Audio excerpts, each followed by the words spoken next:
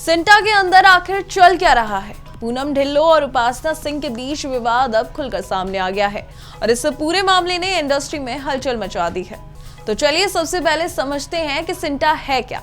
सिंटा यानी सिनी and TV artists association, ये एक ट्रेड यूनियन है जो फिल्म, टेलीविजन और डिजिटल इंडस्ट्री में काम करने वाले एक्टर्स और परफॉर्मर्स के राइट्स, वेलफेयर और प्रोफेशनल इंटरेस्ट के लिए काम करती है। यानी अगर किसी आर्टिस्ट को पेमेंट कॉन्ट्रैक्ट, वर्किंग कंडीशंस या प्रोफेशनल डिस्प्यूट से जुड़ी कोई प्रॉब्लम होती है तो सिंटा उनकी मदद और डिस्प्यूट रिजोल्यूशन में रोल निभाती है। लेकिन अभी यही एसोसिएशन खुद एक बड़े विवाद में फंस गई है। दरअसल सिंटा की 21 मेंबर एग्जीक्यूटिव कमेटी में से 11 मेंबर्स ने रिजाइन दे दिया है, जिसके बाद ऑर्गेनाइजेशन के फंक्शनिंग पर सवाल उठने लगे हैं। रिजाइनिंग मेंबर्स ने फ्रेश इलेक्शन की मांग भी की है। इसके बाद फॉर्मर जनरल सेक्रेटरी उपासना सिंह ने पूनम ढिल्लों और पद्मिनी कोल्हापुरे पर कई सीरियस एलिगेशंस लगाए हैं। आरोप था कि ऑर्गेनाइजेशन में डिसीजन मेकिंग का पावर कुछ लोगों तक सीमित हो गया था और डिसेंट करने वाले मेंबर्स को शो कॉज नोटिस भी दिए गए।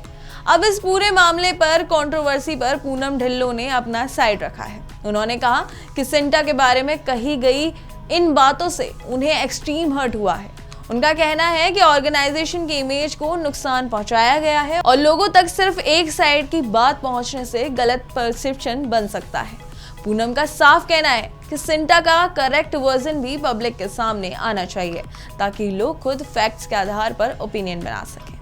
और यहाँ एक बात समझना जरूरी है, सिंटा का काम सिर्फ डिस्प्यूट हैंडल करना ही नहीं, एसोसिएशन मेंबर्स की welfare, right protection, professional support और स्किल डेवलपमेंट पर भी काम करती है।